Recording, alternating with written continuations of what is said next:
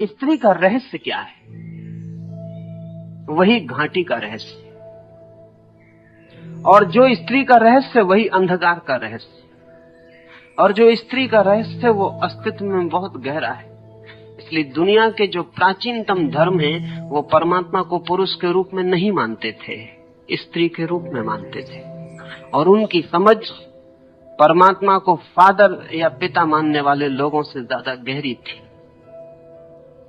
लेकिन पुरुष का प्रभाव भारी हुआ और तब हमने ईश्वर की जगह भी पुरुष को बिठाना शुरू किया। लेकिन ईश्वर की जगह गॉड द फादर बहुत नई बात, गॉड द मदर बहुत पुरानी बात है। सच तो यह है, फादर ही नई बात है, मदर पुरानी बात है। पिता को जन्मे हुए 5-6 हजार वर्ष से ज्यादा नहीं हुआ। पिता से पुराना तो काका या चाचा या अंकल है। शब्द भी अंकल पुराना है फादर से, पिता से। पशुओं में पक्षियों में पिता का तो कोई पता नहीं चलता, लेकिन मां सुनिश्चित है। इसलिए पिता की जो संस्था है वो मनुष्य की ईजाद है, बहुत पुरानी भी नहीं है, 5000 साल से ज्यादा पुरानी नहीं है। नमस्कार। इस वीडियो में ओशो ने अपने विचार महिलाओं और संबंधों पर व्यक्त किए हैं। यह विचार काफी कंट्रोवर्शियल और बहुत एक सेंसिटिव टॉपिक के अराउंड भी बीच में गए हैं। कृपया उस वक्त यह समझने की कोशिश करें कि यह विचार केवल कंटेंट बेस्ड नहीं है, ये कॉन्टेक्स्ट बेस्ड हैं। इनको सुनकर आंखें बंद कर अपनाने के बजाय इसके पीछे की गहराई को समझने का प्रयास करें। लेकिन जब हमने मनुष्य में पिता को बना लिया तो हमने बहुत शीघ्र परमात्मा के सिंहासन से भी स्त्री को हटा के पुरुष को बिठाने की जल्दी की। और तब जिन धर्मों ने परमात्मा की जगह पिता को रखा, उनके हाथ से फेमिनिन मिस्ट्री के सूत्र खो गए। वो जो स्त्रीण रहस्य, उसका सारा राज खो गया। अल्लाह से उस समय की बात कर रहा है जबकि गॉड द फादर का कोई ख्याल ही नहीं था दुनिया में।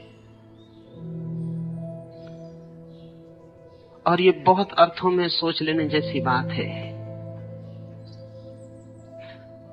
इसे कई तरफ से देखना पड़ेगा, तभी आपके ख्याल में आ सके। एक बच्चे का जन्म होता है, पिता बच्चे के जन्म में बहुत एक्सीडेंटल है, उसका कोई बहुत गहरा भाग नहीं है। और अब वैज्ञानिक कहते हैं कि पिता के बिना भी चल जाएगा, बहुत ज्यादा दिन जरूरत नहीं रहेगी।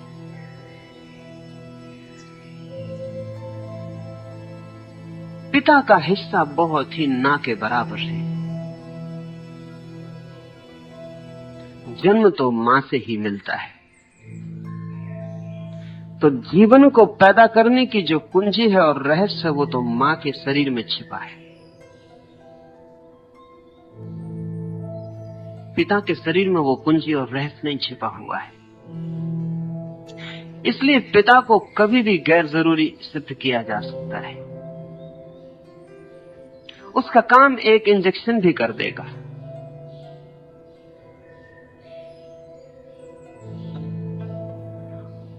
और अगर मैं आज से 10,000 साल बाद किसी बच्चे का पिता बनना चाहूं तो बन सकता हूं, लेकिन कोई मां अगर आज तय करे तो 10,000 साल बाद मां नहीं बन सकती, क्योंकि मां की मौजूदगी अभी जरूरी होगी, मेरी मौजूदगी जरूरी नहीं है।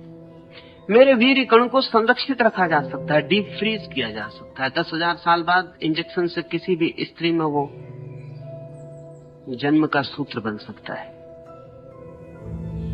मेरा होना आवश्यक नहीं है, इसलिए बहुत जल्दी पोस्थुमस चाइल्ड पैदा होंगे। पिता मरे 10,000 साल हो गए, उसका बच्चा कभी भी पैदा हो सकता है,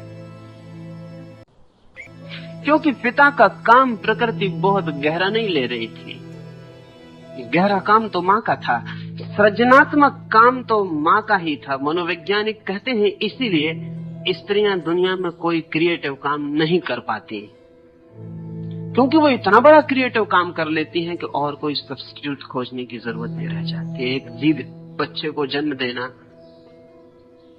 लेकिन पुरुष ने दुनिया में बहुत सी चीजें पैदा की हैं, स्त्री नहीं पैदा की। पुरुष चित्र बनाता है, मूर्तियां बनाता है, विज्ञान की खोज करता है, गीत लिखता है, संगीत बनाता है। ये जान के आप हैरान होंगे कि स्त्रियां सारी दुनिया में खाना बनाती हैं, लेकिन अच्छे खाने की खोज सदा ही पुरुष करता है, नए खाने की खोज पुरुष करता है। और दुनिया का कोई भी बड़ा होटल या कोई बड़ा सम्राट स्त्री रसोइयों को रखने को राजी नहीं है, पुरुष रसोइयों को रखना पड़ता है। चाहे चित्र बनता हो दुनिया में, चाहे कविता पैदा होती हो, चाहे एक उपन्यास लिखा जाता हो, चाहे एक नई मूर्ति गढ़ी जाती हो, वो सब काम पुरुष करता है। बात क्या है? मनोवैज्ञानिक कहते हैं कि पुरुष ईर्ष्या अनुभव करता है, स्त्री के समक्ष हीनता भी अनुभव करता है। वो भी कुछ पैदा करके दिखाना चाहता है जो स्त्री के समक्ष सामने खड़ा हो जाए और कहा जा सके हमने भी कुछ बनाया है, हमने भी कुछ पैदा किया है। और स्त्री कुछ पैदा नहीं करती, क्योंकि वो इतनी बड़ी चीज पैदा करती कि उसके मन में फिर और पैदा करने का कोई कामना नहीं रह जाती। और एक स्त्री अगर मां बन गई है तो कितना ही अच्छा चित्र बनाए, वो उसके बेटे या उसकी बेटी के सामने सदा फीका और निर्जीव होगा। इसलिए बांझ स्त्रियां जरूर कुछ कुछ कोशिश करती हैं पुरुषों जैसी। वे जरूर पुरुष के साथ कुछ निर्माण करने की प्रतियोगिता में उतरती हैं। लेकिन एक स्त्री अगर सच में मां बन जाए तो उसका जीवन बहुत आंतरिक गहराइयों तक तृप्त हो जाता है।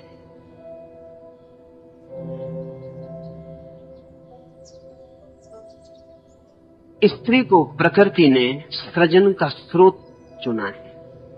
निश्चित ही स्त्री के शरीर में वो जिसे लाओस से कह रहा है स्त्रीण रहस्य, उसे हमें समझना पड़ेगा, तो ही हम अस्तित्व में स्त्रीण रहस्य को समझ पाएंगे। और हमारी कठिनाई ज्यादा बढ़ जाती है क्योंकि सारी कोशिश जीवन को समझने की पुरुष ने की है और सारी फिलसफीज, सारे दर्शन पुरुष ने निर्मित किए हैं। अब तक एक भी धर्म किसी स्त्री पैगंबर, स्त्री तीर्थंकर के आसपास निर्मित नहीं हुआ है। सब शास्त्र पुरुषों के। इसलिए लाओत्से को साथी खोजना मुश्किल हो गया, क्योंकि उसने स्त्रीण रहस्य की तारीफ की। पुरुष जो भी सोचेगा और जो भी करेगा, उसमें पुरुष जहां खड़ा है वहीं से सोचता है।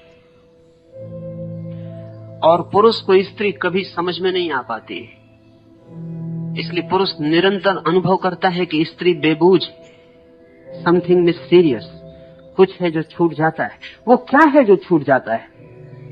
निश्चित ही पुरुष और स्त्री साथ साथ जीते हैं। पुरुष स्त्री से पैदा होता है, स्त्री के साथ जीता है, प्रेम करता है, जन्म पूरा जीवन बिताता है। फिर भी क्या है जो स्त्री के भीतर पुरुष के लिए अनजान और अपरिचित रह जाता है?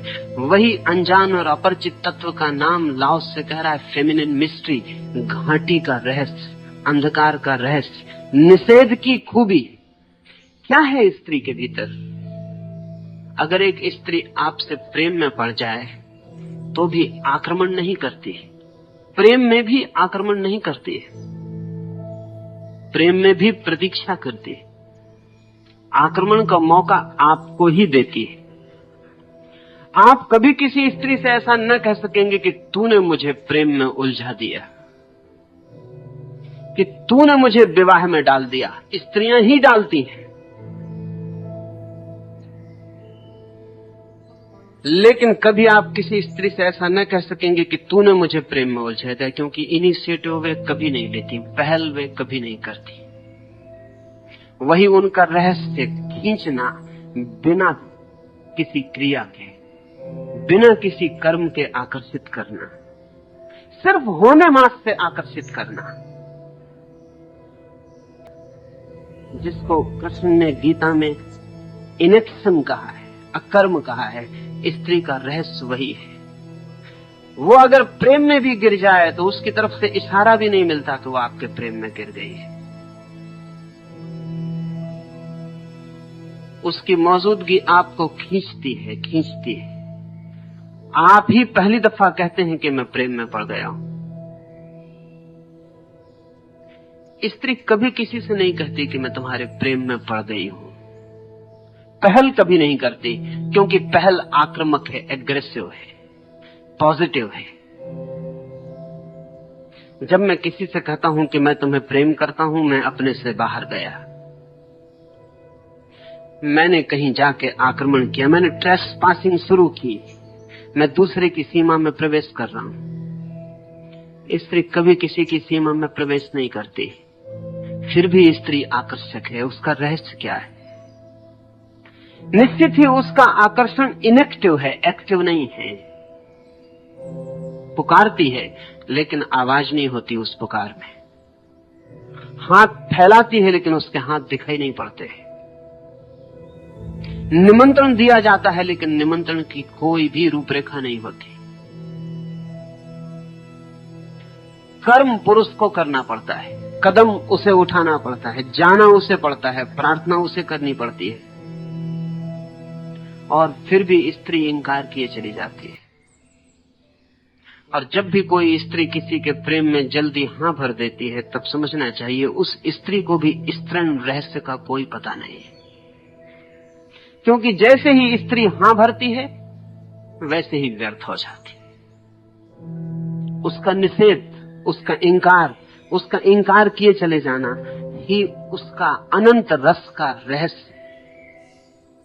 लेकिन उसकी नहीं कुछ ऐसी है जैसी नहीं पुरुष कभी नहीं बोल सकता, क्योंकि जब पुरुष बोलता है नहीं, कहता है नो, इट मीन्स नो, और जब स्त्री कहती नो, इट मीन्स यस। अगर स्त्री को नो ही कहना है तो वो नो भी नहीं कहेगी, क्योंकि उतना कहना भी बहुत ज्यादा कहना है।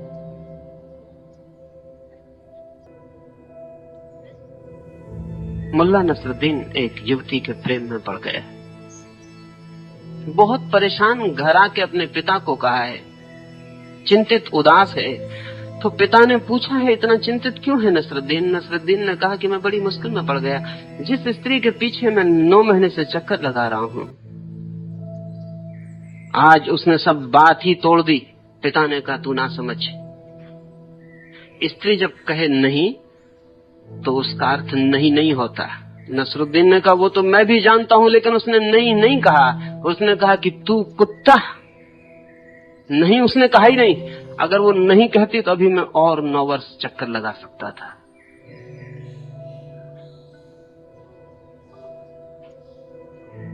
उसने नहीं भी नहीं कहा है, उतना भी रास्ता नहीं छोड़ा है। स्त्री जब हां करती है तब वो पुरुष की भाषा बोल रही है, इसलिए स्त्री के मुंह से हां बहुत ही छोच उथला और गहरे अर्थों में अनैतिक मालूम पड़ता है, उतना भी आक्रमण है। स्त्री का सारा रहस्य और राज तो इसमें है, उसकी मिस्ट्री इसमें है कि वो नहीं कहती है और बुलाती है, नहीं बुलाती और निमंत्रण जाता है।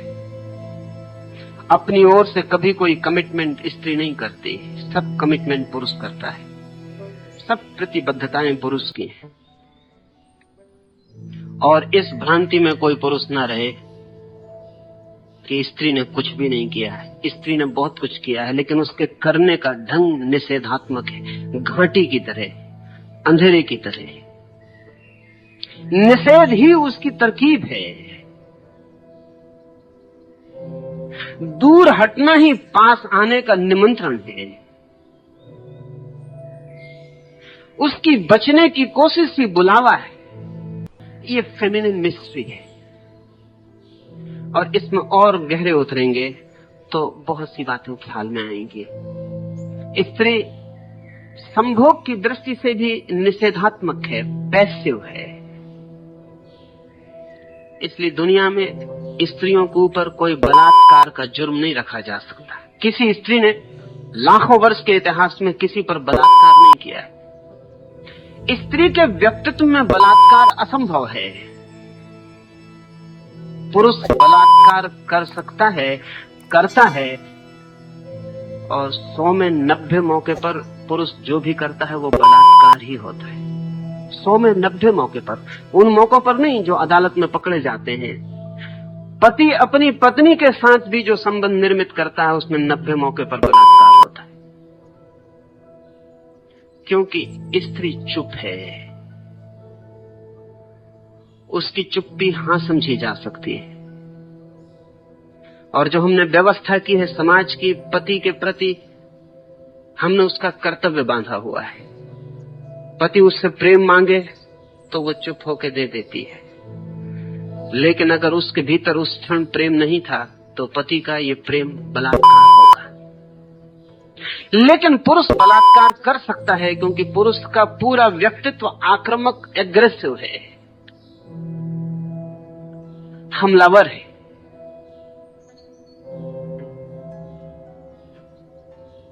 स्त्री का व्यक्तित्व रिसेप्टिव, ग्राहक है। ये न केवल व्यक्तित्व बल्कि शरीर की संरचना भी प्रकृति ने ऐसी ही की है कि स्त्री का शरीर केवल ग्राहक है,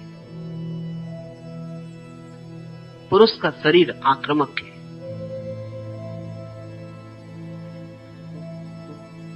लेकिन सृजन होता है स्त्री से, जन्म होता है स्त्री से। आक्रमण करता है पुरुष, जो कि बिल्कुल संयोगिक है, जिसके बिना चल सकता है, और जन्म होता है स्त्री से जो केवल ग्राहक है। वैज्ञानिक कहते हैं जब भी कहीं जन्म होता है तो अंधेरे में, बीज फूटता है तो जमीन के अंधेरे में। रोशनी में ले आओ और बीज फूटना बंद कर देता है। एक व्यक्ति जन्मता है तो मां के गर्भ के अंधकार में, निपट गहन अंधकार में। प्रकाश में ले आओ, जन्म मृत्यु बन जाती है। जीवन में जो भी पैदा होता है सूत्र रहस्य का, वो सदा अंधकार में गुप्त और छिपे हुए जगत में होता है। और गुप्त वही हो सकता है जो एग्रेसिव ना हो, आक्रामक ना हो। जो आक्रामक है वो गुप्त कभी नहीं हो सकता। इसलिए पुरुष के व्यक्तित्व में सतह बहुत होती है, गहराई नहीं होती उतनी। स्त्री के व्यक्तित्व में सतह बहुत कम होती है, गहराई बहुत ज्यादा होती। और यही कारण है कि पुरुष जल्दी थक जाता है और स्त्री जल्दी नहीं थकती। आक्रमण थका देगा। इसलिए पुरुष वैश्याएं नहीं हो सके, क्योंकि कोई पुरुष वैश्या नहीं हो सकता। एक संभोग थक जाएगा, स्त्री वैश्या हो सकी क्योंकि 50 संभोग भी उसे नहीं थका सकते। वो सिर्फ रिसेप्टिव है, वो कुछ करती ही नहीं। इसलिए एक अनोखी घटना घटी कि पुरुष वैश्याएं नहीं हो सकी, स्त्रियां वैश्याएं हो सके। पुरुष बलात्कारी हो सके, स्त्रियां बलात्कारी नहीं हो सकी। पुरुष गुंडे हो सके, स्त्रियां गुंडे नहीं हो सकी। लेकिन स्त्रियां वैश्याएं हो सकी, पुरुष वैश्याएं नहीं हो सके। और कारण कुल इतना है कि पुरुष का सारा व्यक्तित्व आक्रामक है। जो आक्रमण करेगा वो थक जाएगा। ये जान के आप हैरान होंगे कि जब बच्चे पैदा होते हैं तो 100 लड़कियां पैदा होती हैं तो 116 लड़के पैदा होते हैं। प्रकृति संतुलन को कायम रखती है क्योंकि पुरुष कमजोर है। हम सब यही सोचते हैं कि पुरुष बहुत शक्तिशाली है, वो सिर्फ पुरुष का ख्याल है। पुरुष कमजोर है, इसलिए 116 लड़के पैदा करने पड़ते हैं और 100 लड़कियां, क्योंकि 14 वर्ष के होते होते 16 लड़के मर जाते हैं और लड़के और लड़कियों का अनुपात बराबर हो जाता है। 16 लड़के एक्स्ट्रा, अतिरिक्त, स्पेयर प्रकृति को पैदा करने पड़ते हैं, क्योंकि पता है कि 16 लड़के 100 में से 14 वर्ष की उम्र पाते पाते मर जाएंगे। स्त्रियों की औसत उम्र पुरुषों से ज्यादा है, 5 वर्ष। अगर पुरुष 70 साल जीता है तो स्त्रियां 75 साल जीती। और स्त्रियां जितना श्रम उठाती हैं शरीर से, क्योंकि एक बच्चे को जन्म देने में जितना श्रम है उतना एक एटम बम को जन्म देने में भी नहीं है।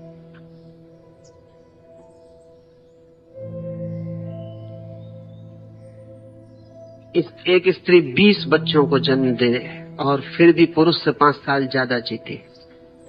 स्त्रियां कम बीमार पड़ती हैं, और जो बीमारियां स्त्रियों को हैं वो स्त्रियों की नहीं, पुरुषों ने जो समाज निर्मित किया है उसकी परेशानी की वजह से। स्त्रियां कम बीमार पड़ती हैं, फिर भी जितनी बीमार पड़ती हैं उसमें भी कोई 70% कारण पुरुषों ने जो व्यवस्था की है वो है, स्त्रियां नहीं। क्योंकि सारी व्यवस्था पुरुष की है, मैन डोमिनेटेड है। और पुरुष अपने ढंग से व्यवस्था करता है, उसमें स्त्री को एडजस्ट होना पड़ता है। वो उसकी बीमारी का कारण है। हिस्टीरिया पुरुषों के समाज में स्त्रियों को एडजस्ट होने का परिणाम है। अगर स्त्रियों का समाज हो और पुरुषों को उसमें एडजस्ट होना पड़े तो हिस्टीरिया इससे 5 गुना ज्यादा होगा। करीब करीब सारे पुरुष पागल हो जाएंगे। वो स्त्रियों का रेसिस्टेंस है, प्रतिरोधक शक्ति है कि वो सब पागल नहीं हो गई। फिर भी स्त्रियां आपको क्रोधी दिखाई पड़ती हैं, ईर्ष्यालु दिखाई पड़ती हैं, उपद्रव कलह 24 घंटे वो जारी रखती हैं। उसका कुल कारण इतना है कि वे जो होने को पैदा हुई हैं, समाज उनको वो नहीं होने देता और कुछ और करवाने की कोशिश करता है। उससे उनकी सृजनात्मक शक्ति विध्वंस की तरफ, परवर्षण की तरफ, विकृति की तरफ चली जाती। और पुरुषों ने स्त्रियों को इतना दबाया और इतना सताया तो आम तौर से लोग समझते हैं, स्त्रियां भी यही समझती हैं कि स्त्रियां कमजोर थीं, इसलिए पुरुषों ने इतना सताया। मैं आपसे कहना चाहता हूं, जो जानते हैं वो कुछ और जानते हैं। वो ये जानते हैं कि स्त्रियां इतनी शक्तिशाली थीं कि अगर न दबाई गई होती तो पुरुषों को उन्होंने कभी का दबा डाला होता। उनको बचपन से ही दबाने की जरूरत है, नहीं वो खतरनाक सिद्ध हो सकती है। स्त्रियों को सारी दुनिया में दबाए जाने का जो असली कारण है, वो असली कारण यह है कि वो इतनी शक्तिशाली सिद्ध हो सकती हैं अगर बिना दबाई छोड़ दी जाएं कि पुरुष बहुत मुश्किल में पड़ जाएगा। इसलिए उन्हें सब तरफ से रोक देना जरूरी है और बचपन से रोक देना जरूरी है। और रुकावट करीब करीब वैसी है जैसे चीन में हम स्त्रियों को लोहे के जूते पहना देते थे, फिर उनका पैर बड़ा नहीं हो पाता था। फिर वे स्त्रियां दौड़ नहीं सकती थीं, चल नहीं सकती थीं, ठीक से भाग नहीं सकती थीं। सच तो यह है, उन्हें सदा ही पुरुष के कंधे के सहारे की जरूरत थी। और फिर पुरुष उनसे कहता था नाजुक, डेलिकेट। और नाजुक होने को पुरुष ने एक मूल्य बना दिया, एक वैल्यू बना दिया, क्योंकि स्त्री नाजुक हो तो ही उस पर काबू किया जा सकता है। स्त्री पुरुष से ज्यादा मजबूत सिद्ध हो सकती है अगर उसको पूरा विकसित होने दिया जाए, क्योंकि प्रकृति ने उसे जन्म की शक्ति दी है और जन्म की शक्ति सदा उसके पास होती है जो ज्यादा शक्तिशाली है। अन्यथा गर्भ को खींच लेना असंभव हो जाए। लाओस से कहता है, इस स्त्रीण रहस्य को ठीक से समझ ले, ये घाटी की जो आत्मा है इसे ठीक से समझ ले। ये घाटी की आत्मा कभी थकती नहीं, ये कभी मरती नहीं। ये जो निषेध है, ये जो न करने के द्वारा करने की कला है, ये जो बिना आक्रमण के आक्रमण कर देना है, ये बिना बुलाए बुला लेने का जो राज है, इसे ठीक से समझ लें। क्योंकि लाओस से कहता है, इस राज को समझकर ही कोई जीवन के परम सत्य को उपलब्ध कर सकता है। हम पुरुष की तरह परम सत्य को कभी नहीं पा सकते, क्योंकि परम सत्य पर कोई आक्रमण नहीं किया जा सकता। कोई हम बंदूकें और तलवारें लेकर परमात्मा के मकान पर कब्जा नहीं कर लेंगे। परमात्मा को केवल वे ही पा सकते हैं जो स्त्रीण रहस्य को समझ गए, जिन्होंने अपने को इतना समर्पित किया, इतना छोड़ा, लेट को, कि परमात्मा उनमें उतर सके। ठीक वैसे ही जैसे स्त्री पुरुष के प्रेम में अपने को छोड़ देती है, कुछ करती नहीं, बस छोड़ देती है, और पुरुष उसमें उतर पाता है। एक बहुत अनूठी बात जो इधर 10 वर्षों में ख्याल में आनी शुरू हुई, क्योंकि वास्तविक स्त्री खो गई है दुनिया से, और जो स्त्री है वो बिल्कुल सूडो है, वो पुरुष के द्वारा बनाई गई है, वो बिल्कुल बनावटी है। जिसको हम आज स्त्री कह के जानते हैं वो पुरुष के द्वारा बनाई गई गुड़िया से ज्यादा नहीं है। वो स्वाभाविक स्त्री नहीं है जैसी होनी चाहिए। अभी पश्चिम में एक छोटा सा वैज्ञानिकों का प्रयोग चलता है जिसमें वो ये कोशिश करते हैं कि क्या ये संभव है, और तंत्र ने इस पर बहुत पहले काम किया है, बहुत पहले, कोई 2000 साल पहले, और ये अनुभव किया है कि ये हो सकता है। स्त्री और पुरुष के संभोग में चूंकि पुरुष सक्रिय होता है, अगर पुरुष सक्रिय ना हो पाए तो संभोग असंभव है। अगर पुरुष कमजोर हो जाए, वृद्ध हो जाए, उसके जनन यंत्र शिथिल हो जाएं तो संभोग असंभव है। लेकिन अभी पश्चिम में 10 वर्षों में कुछ प्रयोग हुए हैं गहरे, जिनमें वो कहते हैं कि अगर पुरुष की जननेंद्रिय बिल्कुल शिथिल और शक्तिहीन हो जाए तो भी फिक्र नहीं। स्त्री अगर उस पुरुष को प्रेम करती है तो सिर्फ स्त्री जननेंद्रिय के पास पहुंच जाने पर स्त्री की जननेंद्रिय पुरुष की जननेंद्रिय को चुपचाप अपने भीतर खींच लेती, पुरुष को प्रवेश की भी जरूरत नहीं है। अगर स्त्री का प्रेम भारी है तो उसका शरीर ऐसे खींच लेता है जैसे खाली जगह में हवा खींच के आ जाए। ये बहुत हैरानी का तथ्य है। और अगर ऐसा नहीं होता तो उसका कुल कारण इतना है कि स्त्री प्रेम नहीं करती है उस पुरुष को, इसलिए उसका शरीर उसे खींचता नहीं, और इसलिए पुरुष जो भी कर रहा है वो बलात्कार है। अगर स्त्री प्रेम करती है तो खींच लेगी, उसका पूरा बायोलॉजिकल, उसका जैविक यंत्र ऐसा है कि वो व्यक्ति को अपने भीतर खींच लेगी। लाओस से कहता है ये स्त्री का रहस्य है कि बिना कुछ किए वो कुछ कर सकती है, बिना कुछ किए।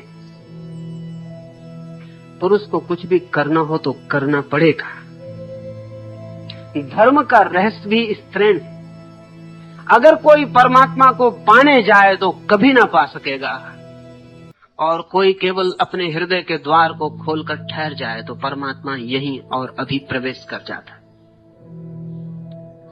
दूर दूर खोजे कोई, अनंत की यात्रा करे कोई, भटके जन्मों जन्मों तक, तो भी परमात्मा को नहीं पा सकेगा। क्योंकि परमात्मा को पाने का राज ही यही है कि हम रिसेप्टिव हो जाएं, एग्रेसिव नहीं। हम अपने को खुला छोड़ दें। हम सिर्फ राजी हो जाएं कि वो आता हो तो हमारे द्वार दरवाजे बंद ना पाए।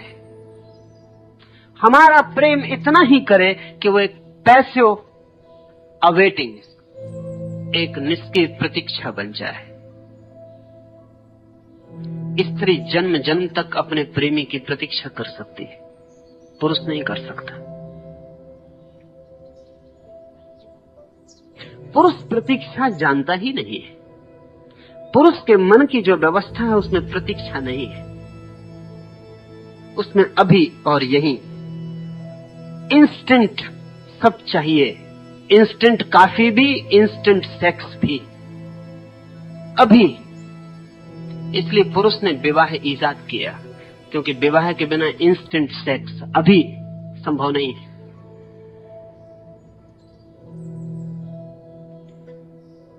पुरुष प्रतीक्षा बिल्कुल नहीं कर सकता, आतुर है, व्यग्र है, तनावग्रस्त है। लेकिन स्त्री प्रतीक्षा कर सकती, अनंत प्रतीक्षा कर सकती। इसलिए जब इस मुल्क में हिंदुओं ने पुरुषों को विधुर रखने की व्यवस्था नहीं की और स्त्रियों को विधवा रखने की व्यवस्था की, तो ये सिर्फ स्त्रियों पर जाती ही नहीं थी, ये स्त्रियों की प्रतीक्षा के तत्व की समझ भी इसमें थी। एक स्त्री अपने प्रेमी के लिए पूरे जन्म, अगले जन्म तक के लिए प्रतीक्षा कर सकती, ये भरोसा किया जा सकता, लेकिन पुरुष पर यह भरोसा नहीं किया जा सकता। इसलिए भारत ने अगर स्त्रियों को विधवा रखने की व्यवस्था दी और पुरुषों को नहीं दी, तो सिर्फ इसलिए नहीं कि व्यवस्था पुरुष के पक्ष में थी। जहां तक मैं समझ पाता हूं, ये पुरुष का बहुत बड़ा अपमान था, ये स्त्री का गहनतम सम्मान था, क्योंकि इस बात की सूचना थी कि हम स्त्री पर भरोसा कर सकते हैं कि वो प्रतीक्षा कर सकती है, लेकिन पुरुष पर भरोसा नहीं किया जा सकता है। पुरुष पर भरोसा नहीं किया जा सकता, इसलिए विधुर को रखने के लिए आग्रह नहीं रहा। कोई रहना चाहे वो उसकी मर्जी, लेकिन स्त्री पर आग्रह था, और आग्रह इसलिए था कि उसकी प्रतीक्षा में ही उसका वो जो स्त्रीण तत्व है वो ज्यादा प्रकट होगा। उसे जितना अवसर मिले निष्क्रिय प्रतीक्षा का, उसके भीतर की गहराइयां उतनी ही गहन और गहरी हो जाती है, और उसके आंतरिक रहस्य मधुर और सुगंधित हो जाते हैं। एक बहुत हैरानी की बात मैं कभी कभी पढ़ता रहा हूं, कभी मेरे ख्याल में नहीं आती थी कि बात क्या होगी।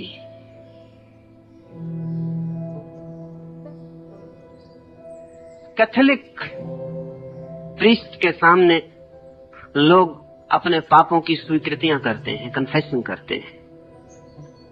अनेक कैथोलिक पुरोहितों का यह अनुभव है कि जब स्त्रियां उनके सामने अपने पापों की स्वीकृति करती हैं तो स्वभावतः वे भी मनुष्य हैं और केवल ट्रेंड प्रीस्ट थे। ईसाइयत ने एक दुनिया को बड़े से बड़ी जो बुरी बात दी है वो ये प्रशिक्षित पुरोहित दिए। कोई प्रशिक्षित पुरोहित नहीं हो सकता।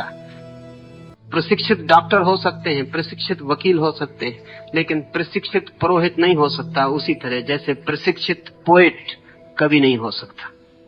और अगर आप कविता को सिखा दें और ट्रेनिंग दे दें और सर्टिफिकेट दे दें कि यह आदमी ट्रेंड है कविता में, तो वो सिर्फ तुकबंदी करेगा, कविता उससे पैदा नहीं हो सकती। पुरोहित भी जन्मजात क्षमता है, साधना का फल है, उसे कोई प्रशिक्षित नहीं कर सकता। लेकिन ईसाइयत ने प्रशिक्षित किए। ट्रेंड पुरोहित हैं, उनके पास डिग्रियां हैं, उनमें कोई डीडी है, डॉक्टर ऑफ डिविनिटी है। डॉक्टर ऑफ डिविनिटी कोई नहीं होता, क्योंकि सर्टिफिकेट पर जो डिविनिटी तय हो जाएगी वो डिविनिटी नहीं हो सकती। वो क्या दिव्यता होगी जो एक स्कूल सर्टिफिकेट देने से तय हो जाती हो। तो पुरोहित के पास जब स्त्रियां अपने पापों का कन्फेशन करती हैं तो ये कन्फेशन बहुत टेम्पटिंग हो जाता है, स्वाभाविक। जब कोई स्त्री अपने पाप का स्वीकार करती है और एकांत में करती है तो पुरोहित के लिए बड़ी बेचैनी हो जाती है। स्त्री तो हल्की हो जाती है, पुरोहित भारी हो जाता है। लेकिन कैथोलिक पुरोहितों का एक वक्तव्य मुझे सदा हैरान करता था, वो ये कि विधवा स्त्रियां ज्यादा आकर्षक और टेम्पटिंग सिद्ध होती। मैं बहुत हैरान था कि क्या कारण होगा। असल में विधवा अगर सच में विधवा हो तो उसके सौंदर्य में बहुत बढ़ती हो जाती, क्योंकि प्रतीक्षा उसके स्त्रीण रहस्य को गहन कर देती।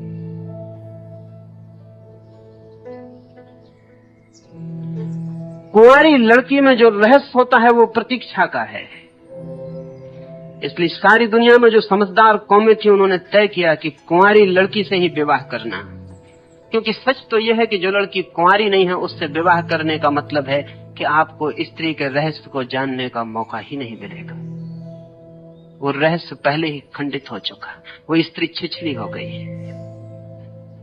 उसने प्रतीक्षा ही नहीं की है इतनी जितनी प्रतीक्षा पर वो भीतर का पूरा रहस्य में फूल खिलता है। इसलिए जिन समाजों ने स्त्री के कुंवारे रहने पर और विवाह पर जोर दिया, उन्होंने पुरुष के कुंवारेपन की बहुत फिक्र नहीं की। उसका कारण है कि पुरुष के कुंवारेपन या ना कुंवारेपन से कोई फर्क नहीं पड़ता है, लेकिन स्त्री के कुंवारेपन से फर्क पड़ता है। कुंवारी स्त्री में एक सौंदर्य है जो विवाह के बाद उसमें खो जाता है। वो सौंदर्य उसमें फिर से जन्मता है जब वो मां बनना शुरू होती है, क्योंकि अब वो एक और बड़े रहस्य के द्वार पर और एक और बड़ी प्रतीक्षा के द्वार पर खड़ी हो जाती। उसे गर्भवती देखकर पति चिंतित हो सकता है और पति चिंतित होते हैं, और उनकी चिंता स्वाभाविक है, क्योंकि उनके लिए प्रतीक्षा नहीं केवल एक और इकोनॉमिक, एक आर्थिक उपद्रव उनके ऊपर आने को है। लेकिन मां मधुर हो जाती है। असल में मां का गर्भ जैसे बढ़ने लगता है उसकी आंखों की गहराई बढ़ने लगती है, उसके शरीर में नए कोमल तत्वों का आविर्भाव होता है। गर्भिणी स्त्री का सौंदर्य स्त्रीण रहस्य से बहुत भारी हो जाता है।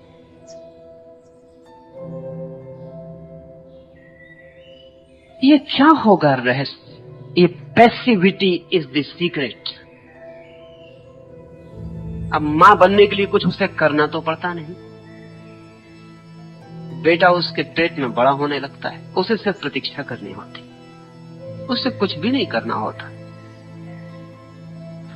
असल में उसे सब करना छोड़ देना होता है, सिर्फ प्रतीक्षा ही करनी होती है। जैसे जैसे उसके बेटे का या उसकी बेटी का, उसके गर्भ का विकास होने लगता है, वैसे वैसे सब काम उसे छोड़ देना पड़ता है। वो सिर्फ प्रतीक्षा में रह जाती, वो सिर्फ स्वप्न देखने लगती है।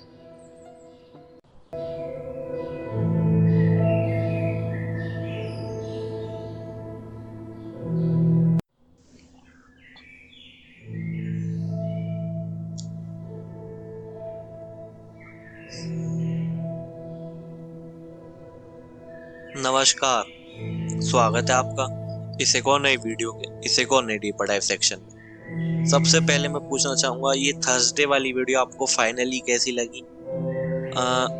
बहुत मेजर तौर पर चेंज करा गया है साउंड में, जिसकी सबसे ज्यादा सबको दिक्कत थी। मेरे हिसाब से अब काफी ज्यादा लोगों को बेहतर लगी है, जितना मेरे को रिव्यूज मिले हैं।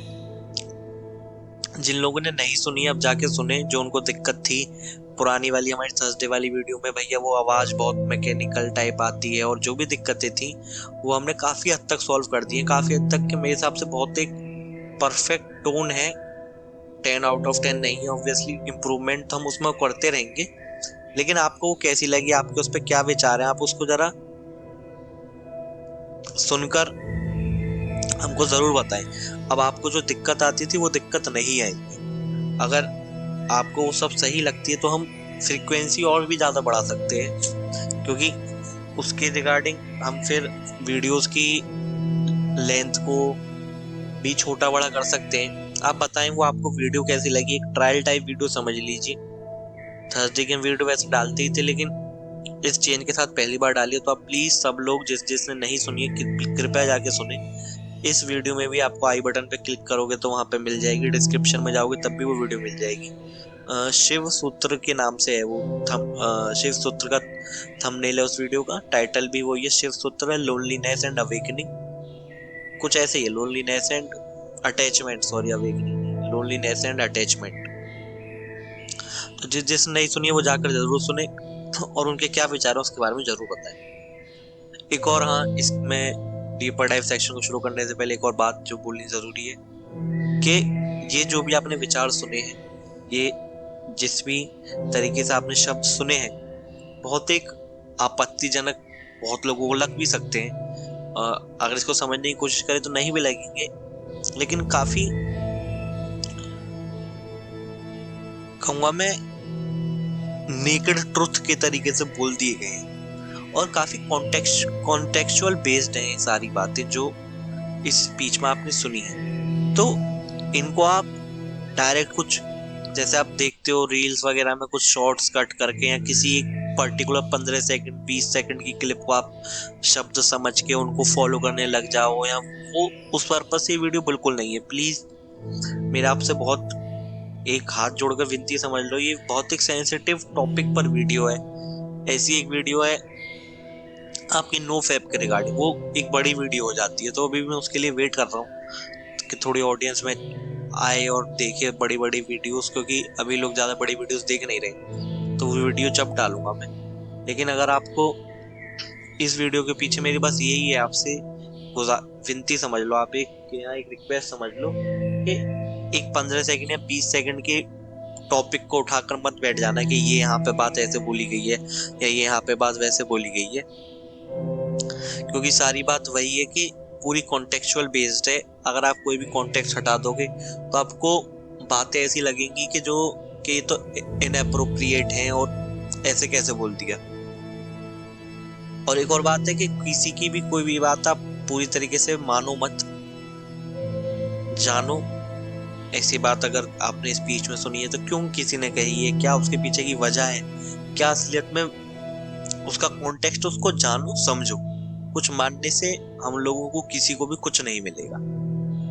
तो मैं उम्मीद करता हूँ आपको ये सारी बातें समझ में आई होंगी और आप इस वीडियो को एक मैच्योर तरीके से देखेंगे और समझेंगे। तो चलिए शुरू करते हैं हम अपना डीपर डाइव सेक्शन। इसमें हम वही जैसे नॉर्मल होता है उसी तरीके से रहेगा। पहले philosophy, other philosophy section with POV के साथ आपको आएगा। फिर हमारा मॉडर्न रिसर्च स्टडीज क्या हुई है, वुमेन जेंडर के बेसिस पर कैसे जेंडर बांटने के तरीके से, या कैसे किस तरीके से असलियत में ये जेंडर बेस्ड सोशियोलॉजी और बायोलॉजी में क्या क्या है, इसके बारे में मैं कोशिश करूंगा जितना आपको बताने की कोशिश कर सकूं। उसके अलावा हम फाइनल मैसेज से इस वीडियो को एंड करेंगे। तो चलिए शुरू करते हैं हम ये अपना डीपर डाइव सेक्शन। तो सबसे पहले हम फिलोसॉफी सेक्शन में बात करेंगे गौतम बुद्धा जी की। इस वीडियो में भी जो विचार हो चुके हैं, जैसा आपने बाकी वीडियो में भी सुना होगा, समझा होगा कि बहुत सारे विचार बुद्धा से मिलते जुलते ही हैं और कहीं ना कहीं एक से ही आपको सुनाई देंगे। तो गौतम बुद्धा के व्यू स्पिरिचुअलिटी पर यानी वुमेन पर स्पिरिचुअली रिवॉल्यूशनरी थे, क्योंकि जिस वक्त पर ये बोले गए थे, जिस वक्त पर आप समझे वाली बातें बताई गई थी, आप अगर इनको पढ़ोगे अब और सुनोगे तो अभी भी लगेगा कि अरे ये तो अभी कितना वो है, आगे की बात, रिवॉल्यूशनरी बात। और सोचो उस वक्त पर जब बोली गई थी, सेम आप ओशो की बात ले लो, कृष्णमूर्ति जी की बात ले लो, किसी की भी अगर आप बात सुनोगे तो आपको यही लगेगा कि अरे अगर आज के टाइम पर भी ये रिवॉल्यूशनरी साउंड करती है तो उस टाइम पर तो सोचो किस लेवल पर, किस नेक्स्ट लेवल पर ये रिवॉल्यूशनरी टाइप या और उस तरीके से रही होगी। बुद्धा ने कहा है कि एनलाइटमेंट जेंडर से परे है। आपका जागना और उस ज्ञान को पाना और खुद को जानना ये किसी जेंडर के ऊपर निर्भर नहीं करता। उन्होंने कहा वुमेन भी निर्वाणा अटेन कर सकती है और स्पेशली वुमन भी कर सकती है। ये स्पेशली इसलिए बोला गया क्योंकि आपने पढ़ा होगा, समझा होगा कि पहले के जमाने में स्त्रियों को वो आजादी नहीं दी गई थी कि वो ज्ञान और पढ़ाई लिखाई की तरफ जा सके। अब इसके ऊपर ये भी है कि बहुत लोग कहते हैं कि भारत के बहुत पहले के टाइम में ऐसा नहीं था और फिर अभी मुगलों के टाइम से या अंग्रेजी शासन के टाइम पे ये चीजें ज्यादा बढ़ी। लेकिन अगर बुद्धा ने अपने टाइम पर भी ये बात बोली है तो ये इस बात का प्रमाण है कि उस वक्त भी औरतों की स्थिति इतनी सही नहीं थी समाज में।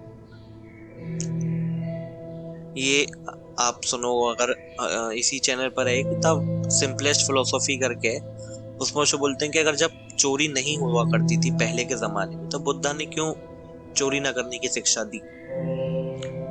दी। इसका मतलब जब भी वो कुरीतियां हमारे आसपास मौजूद थी तो यही बात औरतों के ऊपर, औरतों के राइट्स को लेकर भी है। अगर जब ऐसी बातें बोली गई थी तो इसका मतलब जब भी उनको एक वो इक्वलिटी या समानता के भाव से नहीं देखा जाता होगा, जब भी एक स्टीरियोटाइप से ही शायद देखा जाता रहा होगा। बुद्धा ने वुमेन को भिक्खुनी संघा, फीमेल मॉन्क ऑर्डर्स दिया, जबकि उस टाइम सोसाइटी में ये अनइमेजिनेबल था। देखो ये वही बात है कि जब नहीं था ये, और उस वक्त बुद्धा ने जब ये फीमेल मॉन्क्स भी बन सकती हैं, उनको एक दिशा दिखाई, तो उस वक्त ये बहुत, आप समझो आज के टाइम में भी जो टीयर 2 टीयर 3 सिटीज से लोग आते हैं, जो ये सब सुनते हैं, देखते हैं, वो अपने घर में ही देखो किस तरीके से एक आप अपने आसपास देखो। और टीयर 3 में तो मैं स्पेशली बोलूंगा, आप टीयर 3 में देखो लड़के को पढ़ना नहीं दिया जाता है बिना पूछे। एक 18 साल की मुश्किल से होती है वो जब उनकी शादियां भी करा दी जाती, और ये रियलिटी है। और यहाँ जरूरत है असली फेमिनिस्ट की, यहाँ जरूरत है फेमिनिज्म की, यहाँ जरूरत है इक्वालिटी आने की। फेमिनिज्म, फेमिनिस्ट, ये कोई भी वर्ड बस एक जेंडर के पर आकर खत्म नहीं हो जाते। इसका असली मतलब ही है किसी भी जेंडर का स्टीरियोटाइप खत्म करना, इंसान को इंसान के तरीके से देखना। और जब आप इंसान को इंसान के तरीके से देखोगे तो उसका पढ़ना, उसका रहना, उसका खाना उसकी खुद की मर्जी होगी, उसकी खुद की इच्छा के अनुसार होगा। जब भी तो वो आप कहोगे कि एक फ्रीडम में जी रहा है, या उसके पास एक, क्या कहा जाएगा, कि उसके पास अपनी चॉइस है। चॉइस होना अपने आप में हमारी सोसाइटी में इतना बड़ा एक वो है कि फ्रीडम का नाम दिया जाता है खुद की चॉइस खुद के पास होने को लेकर। और ये खाली लड़कियों के ऊपर नहीं, लड़कों के ऊपर आप देखो कि आप अगर शिव सूत्र का मैं बता रहा हूँ ना, आप शिव सूत्र सुनो यार। शिव सूत्र के जो आप पहले दो पार्ट अभी आए हुए हैं, शिव के सूत्र हैं उसमें, तो आप उसे सुनो और देखोगे कि समझोगे कि उसमें एक पॉइंट आता है कि आदमी का जीवन क्या है। तो उसमें बोलते हैं कि आदमी का जीवन कुछ नहीं, बस एक साइकिल है। पहले बाप बड़ा हुआ, सॉरी बच्चा हुआ, बच्चा बड़ा हुआ, फिर बाप ने अपने सपने बच्चे पे थोपे, बच्चा उन सपनों के साथ जिया, बच्चे को कहीं ना कहीं लगती रही कि नहीं ये ऐसे नहीं होना चाहिए, ऐसे नहीं, ये वो, लेकिन पापा ये कहते हैं, वो घर के प्रोवाइडर हैं, उसके रिगार्डिंग सारी बातें मानी। धीरे धीरे वो बड़ा हुआ, उसके बच्चे हुए, उसने सेम करा। ये एक साइकिल है जो हमेशा चलती आई है। लड़के के जीवन में अलग तरीके से चली और लड़की के जीवन में तो इस कदर चली है कि एक राइट्स छीन लिए गए। और ये बात सच है। हाँ, प्रैक्टिकल रेस्ट्रिक्शंस रखे गए कल्चरल प्रेशर की वजह से, लेकिन कोर टीचिंग उनकी क्लियर थी। दुख, इच्छा, अहंकार, ये सब माइंड के खेल हैं, जेंडर के नहीं। बुद्धा के लिए स्त्री या पुरुष नहीं, सिर्फ कॉन्शियसनेस इंपॉर्टेंट है। वही बात, इंसान को इंसान की तरीके से देखा, ना कि जेंडर बेस्ड हम किसी चीज को देखें। इस पे अगर आप, जो मैं आगे बताऊंगा उसमें मॉडर्न रिसर्च वाले सेक्शन में, के सोशियोलॉजी मतलब सोशली और बायोलॉजिकली जो अंतर है फीमेल्स में और मेल्स में, वो अलग अलग है। बायोलॉजिकली जो अंतर है वो तो है, उस पर आप कुछ नहीं कर सकते, वो जैसे हैं वो वैसे ही रहेंगे। लेकिन जो सोशली अंतर है वो बायोलॉजिकली ही, मतलब आप देखो, हमारी सोसाइटी हमको जो समझाती है वो ये समझाती है कि जो सोशली अंतर बनाए गए हैं, औरत, आदमी, जेंडर बेस्ड, वो बायोलॉजिकली ड्राइव्ड है। उनके जो हमको सिखाया जाता है, समझाया जाता है कि बायोलॉजी ही इस तरीके से है, इसलिए हम सोशली इसको इस तरीके से देखते हैं। लेकिन अगर आप थोड़ा समझो और थोड़ा डीप में जाओ और उनके सोशल नॉर्म्स को क्वेश्चन करोगे, तो आप जानोगे कि हर एक सोशल नॉर्म 99% किसी बायोलॉजी पर निर्भर नहीं करता। वो बस निर्भर करता है सोसाइटी किस तरीके से चलती आई है, किस तरीके से उसने सोसाइटी को हमारे सामने चलने की एक वो रखी है, वे रखा है या मार्गदर्शन रखा है। एक इसका एग्जांपल है कि आप देखो, अभी कुछ टाइम पहले की बात है, एक रील मेरी फीड पर आई थी, वो लड़कियों का जाना अपने उन दिनों में अलाउ नहीं होता मंदिरों में। उस रील की कमेंट्स मैंने पढ़ी और उस रील की कमेंट्स में एक बहुत एक अजीब सा एक रेशो मैंने ऑब्जर्व करा। उसमें जितनी लड़कियां थी, अब मैं नहीं कहूंगा सब, बट मैं आपको रेशो के हिसाब से बता रहा हूँ। अब इसके डिबेटेबल टॉपिक है तो अगेंस्ट में और फेवर में लोग आएंगे। आपको सुनकर लगेगा कि इसमें लड़कियां ज्यादा फेवर में होंगी कि भाई नहीं, हाँ ये बात गलत है, मतलब इसके अगेंस्ट में होंगी कि ये बात गलत है, लड़कियों को जाने देना चाहिए इसके पीछे। लेकिन उस कमेंट सेक्शन में ऑलमोस्ट मेजॉरिटी में लड़कियां थी जो फेवर में थी कि नहीं, सही बात है, नहीं जाना चाहिए, और अगेंस्ट में लड़के थे। मेजॉरिटी उल्टी थी अगर जो इस तरीके से आप सोचोगे। मैंने सोचा कि ऐसा क्यों है, जो मेरे को लगा, मैं इस पॉइंट पर पहुंचा कि एक कहते हैं कि सप्रेशन और एक होता है विद टाइम सप्रेशन, कि हम किसी को इतना ज्यादा दबाते हैं, हम किसी को इतना ज्यादा सप्रेस कर दें, या हम कंडीशनिंग इतनी ज्यादा पावरफुल कर दें किसी भी टॉपिक पे लेकर, किसी भी जेंडर को लेकर, कि उसका खुद के रिगार्डिंग वो क्वेश्चन पूछना ही उसको खुद को गलत लगे। आप समझो, अगर आप किसी, अब जैसे फॉर एग्जांपल ये जैसे क्वेश्चन उठा, अब इसके बेसिस पे देखो, दो लड़कियों के ऊपर अगर मैं देखूं तो इसमें दो तरह की लड़कियां होंगी। एक बोलेगी कि हाँ सही बात है यार, क्यों नहीं जाने देना चाहिए, मैं तो जाऊं, मुझे जाने देना चाहिए, मेरा उसके ऊपर नहीं रोक होनी चाहिए, या मेरे को कोई क्यों कंट्रोल करे, मेरी चॉइस मेरे पास रहनी चाहिए। तो वहीं दूसरी तरफ की लड़कियां होंगी जो बोलेंगी कि सही बात है, जाने दो, सही बात है, जाने की क्या जरूरत है, अरे 7 दिन 5 दिन घर पे रह लोगे तो क्या आफत आ जाएगी, बाद में मंदिर चले जाना, इतनी कौन सी भक्ति आ रही है, इतना कौन सा ये आ रहा है या वो आ रहा है। अब आप इसमें ये देखो कि जो अगर ये जब क्वेश्चन उठता है तो जो ये मानकर बैठा है कि हाँ जाना गलत है, उसका एक खुद का सेल्फ सेंटर्ड ईगो, एक खुद का सेल्फ सेंटर्ड फिलोसॉफी हर्ट हो जाती है। उसको अगर ये पता चल जाए कि गलत है और अगर उसके मन में भाव उठ जाए कि गलत है, तो आप समझो एक खुद के आइडेंटिटी के ऊपर शर्म आने लग जाएगी। वो कहते हैं ना, खुद की नजर में वो वाली बात हो जाएगी कि अच्छा तो फिर मैं क्या दबाव में रही अभी तक, अच्छा मैं क्यों नहीं बोल पाई, मैं क्यों नहीं कर पाई। तो इसका ये मतलब है, ये थोड़ा ऑफ टॉपिक है, हाँ शायद मैं समझ रहा हूँ ये थोड़ा ऑफ टॉपिक है, बट मेरे को लगा ये बात बोलनी जरूरी है कि रिगार्डलेस ऑफ जेंडर मेरी तरफ से मैं ये बात बोलने की कोशिश कर रहा हूँ कि हम अगर कंडीशनिंग में इतने ज्यादा घुस जाएंगे और उस कंडीशनिंग को ही अपनी सच्चाई मानने लग जाएंगे, तो उस कंडीशनिंग के ऊपर भी अगर कोई क्वेश्चन उठाएगा जो कि जायज होगा, लेकिन हम उसको डिफेंड करने लग जाएंगे। आप खुद अपने ऊपर देखो, आप कितनी इसमें देखोगे, आप खुद इसमें कितने ज्यादा वो हो चुके हो, इन्वॉल्व हो चुके हो। तो हम देखते हैं दूसरे फिलोसोफर प्लेटो। प्लेटो का व्यू वुमेन पर सरप्राइजिंगली प्रोग्रेसिव था अपने टाइम के हिसाब से।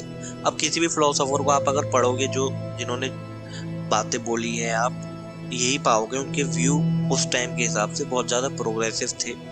वुमेन जेंडर की, अब खाली वुमेन के हिसाब से भी मत देखो, आप किसी भी हिसाब से देखोगे तो हर हिसाब से आपको यही लगेगा वो काफी प्रोग्रेसिव थे, क्योंकि वहां बात हमारी सोसाइटी के नॉर्म्स के हिसाब पर नहीं थी, हिसाब से नहीं थी, जो जैसी है उस तरीके से थी।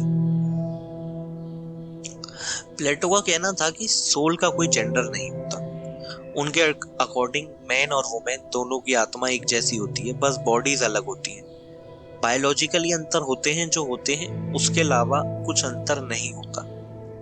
इसलिए प्लेटो ने कहा कि अगर एक वुमेन में विजडम, करेज और इंटेलिजेंस है तो उसे एजुकेशन, लीडरशिप और गवर्नेंस से दूर रखना गलत है।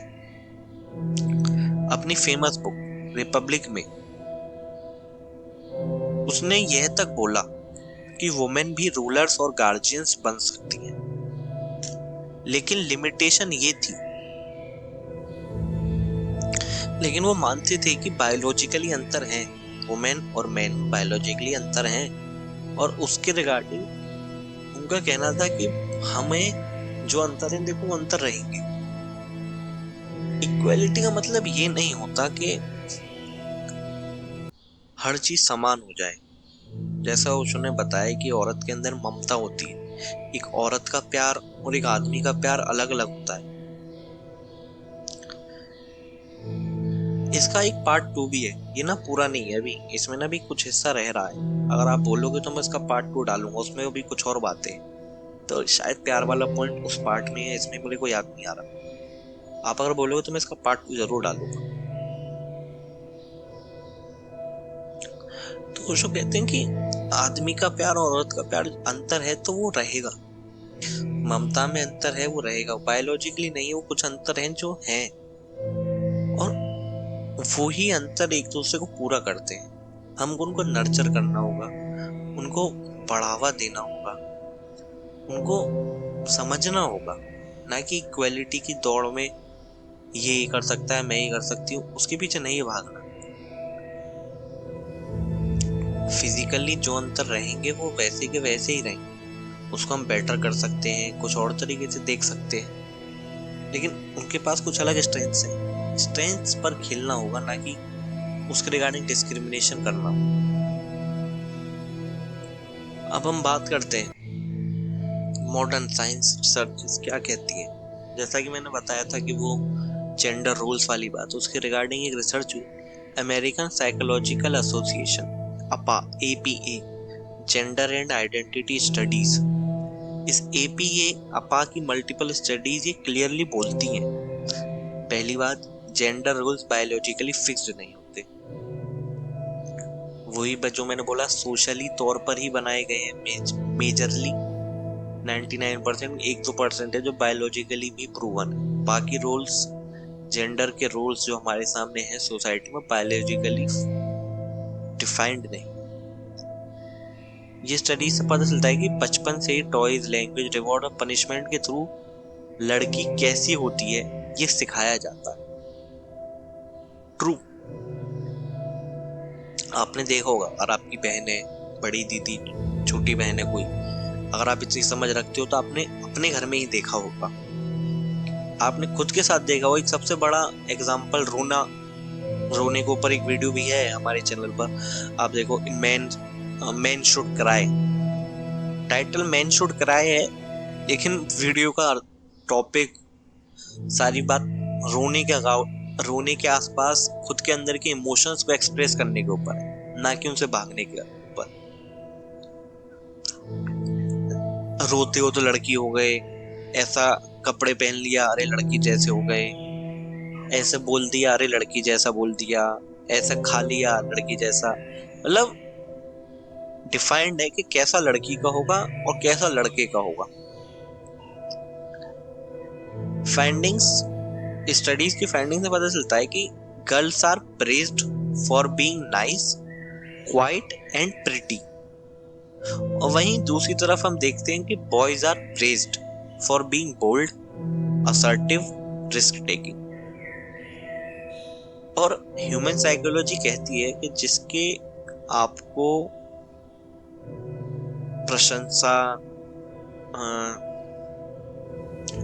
प्रेज करा जाएगा, आप उन बिहेवियर्स को अपने पास रख लेते हो, और जिन बिहेवियर्स के लिए आपको डांटा जाता है, आपको बोला जाता है, माना जाता है कई बार, आप उन बिहेवियर्स को, उन ट्रेट्स को अपने से दूर कर लेते हो। अनकॉन्शियसली हो जाता है, आप कॉन्शियस में नहीं रहते जब छोटे होते हो, तो अनकॉन्शियसली माइंड की फीडिंग इस तरीके से हो जाती है कि वो डिसीजन अपने आप ऐसे होने लग जाते हैं। इसका रिजल्ट ये आया कि एडल्ट वुमेन ज्यादा सेल्फ डाउट, पीपल प्लीजिंग और गिल्ट एक्सपीरियंस करती हैं, इवन जब कॉम्पिटेंस इक्वल होती है।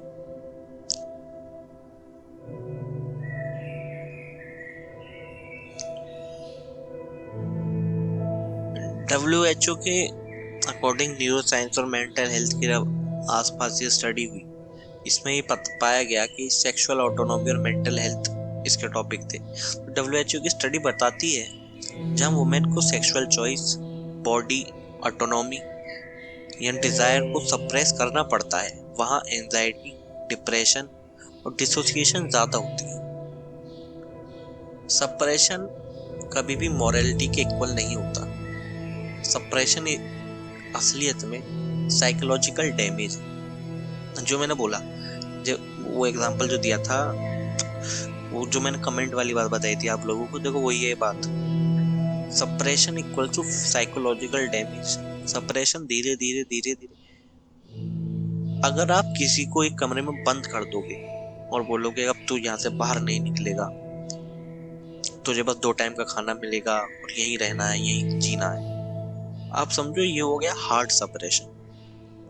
किसी के साथ भी करोगे वो आवाज उठा देगा, 1 दिन, 2 दिन, 3 साल, 4 साल, 5 साल, कभी ना कभी तो आवाज उठाएगा, क्योंकि वो एक ऐसी चीज है जहां आदमी का ईगो साइकोलॉजिकली उसको दिखता है कि मेरे साथ गलत हो रहा है।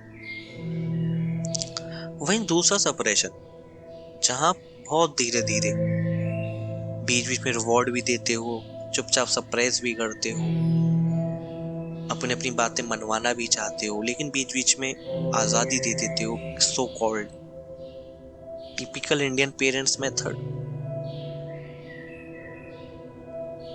क्या आप सोचो, इंडियन सोसाइटी के पेरेंट्स क्या ऐसे नहीं करते? उनके हिसाब से जो वो बोलते हैं वो सही होता है, और जो बच्चा बोलता है वो आम तौर पर बहुत ज्यादा हाउस होल्ड को गलत ही माना जाता है। उनकी बात के हिसाब से अगर आप चलते हो तो आप आदर्शवादी, अच्छे, संस्कारी हो। आप अपनी चॉइस को मानने लग जाते हो तो आप निकम्मे, बात नहीं सुनने वाले। यहाँ पर दो तरीके के बच्चे हो जाते हैं, एक रिबेलियस और एक आज्ञाकारी। अब ये जो रिबेलियस आज्ञाकारी है वो असलियत में सेपरेशन का रूप है। अब मैं इसमें ये नहीं कह रहा सारे हाउस होल्ड ऐसे होते हैं, नहीं नहीं, उन हाउस होल्ड की बात कर रहा हूँ जहाँ ये प्रॉब्लम्स होती है माँ बाप वाली। बहुत माँ बाप बहुत अंडरस्टैंडिंग होते हैं, वो समझते हैं, वो नहीं सप्रेस करते, फील भी करते हैं तो उस तरीके से जाहिर नहीं करते, सप्रेशन के तरीके से जाहिर नहीं करते। देखो मनमुटाव होगा, लेकिन आप किस तरीके से अपनी बात रख रहे हो सामने वाले के ऊपर, थोप रहे हो या समझा रहे हो। समझाने के बाद आपको मैटर नहीं करेगा उसने क्या करा, आपकी बात मानी या नहीं मानी, क्योंकि आपका काम था समझाना, आपने समझाना। एक होता है अपनी बात ही सही होगा, दोनों अलग अलग टॉपिक हो जाते हैं। अब हम बात करते हैं फाइनल मैसेज की और एंड करेंगे इस वीडियो। अगर आपने यहाँ तक ये वीडियो सुनी तो आपका बहुत बहुत धन्यवाद। आपको कैसे लगा ओशो के विचार, ओशो की टीचिंग से इंस्पायर्ड स्पीच आपको कैसी लगी, आपको उसके बारे में क्या कहना है, क्या सुनना है, क्या और उसके रिगार्डिंग जानना है, आप जरूर बताएं। किस तरीके की आपको अगली वीडियो चाहिए आप वो जरूर बताएं, कमेंट्स में हमको बताएं। ये वीडियो कैसी लगी बताएं, थर्सडे वाली वीडियो कैसी लगी, इस हफ्ते की वो वाली बताएं, उसमें हमने मेजर चेंजेस करे हैं। वो शिव सूत्रा के आसपास है, ये स्त्री के रहस्य के ऊपर थी। आप बताएं, इसका पार्ट 2 भी है, अगर आपको वो लगेगा तो हम उसको भी अपलोड करेंगे। तो हम फाइनल मैसेज को शुरू करते हैं। आज का साइंस भी वही कह रहा है जो हजारों साल पहले ध्यान और मेडिटेशन कह चुके थे। साइंस कहती है वुमेन का दुख उसके जीन से नहीं आता। स्पिरिचुअलिटी कहती है दुख किसी के स्वभाव में होता ही नहीं। दोनों एक ही बात को अलग अलग जुबान में बोल रहे हैं। वुमेन को कभी वीक कहा गया, कभी इमोशनल, कभी डेंजरस, कभी इम्प्योर, कभी भोग की वस्तु, कभी त्याग की मूर्त। पर किसी ने ये पूछा ही नहीं वुमेन का अपना अनुभव क्या है। साइकोलॉजी कहती है जब बच्ची को बार बार ही सिखाया जाता है कि ज्यादा मत बोलो, ज्यादा मत चाहो, ज्यादा मत महसूस करो, तो उसका माइंड धीरे धीरे खुद से दूर हो जाता है। Small small separation lead to the. Spirituality कहती है जब कोई अपने अनुभव से दूर हो जाता है तो वहीं से पहला बंधन पैदा होता है। साइंस ने नाम दिया कंडीशनिंग, ध्यान ने नाम दिया अविद्या, पर एक ही बात है। और सबसे गहरा घाव वुमेन के शरीर पर नहीं, उसकी इच्छा पर किया गया है। साइंस कहती है सप्रेस डिजायर एंजाइटी बन जाती है, डिप्रेशन बन जाती है, कभी कभी तो पूरी जिंदगी का बोझ बन जाती है। स्पिरिचुअलिटी कहती है जो ऊर्जा बहने के लिए बनी हो, अगर उसे रोका जाए तो वही ऊर्जा जहर बन जाती है। इसलिए असली पाप डिजायर नहीं है, असली पाप अवेयरनेस के बिना डिजायर को दबाना है। औरत को सिखाया गया कि तुम्हारा काम देना है, समझना है, संभालना है और खुद को भूल जाना है। साइकोलॉजी से कहती है इमोशनल लेबर, ध्यान इसे कहता है सेल्फ फॉरगेटफुलनेस, खुद को भूल जाना। और जब कोई खुद को भूल जाता है तब वो चाहे कितना भी दे अंदर से खाली ही रहता है। तुम किसी को जब दे पाओगे जब तुम खुद भरे हुए हो।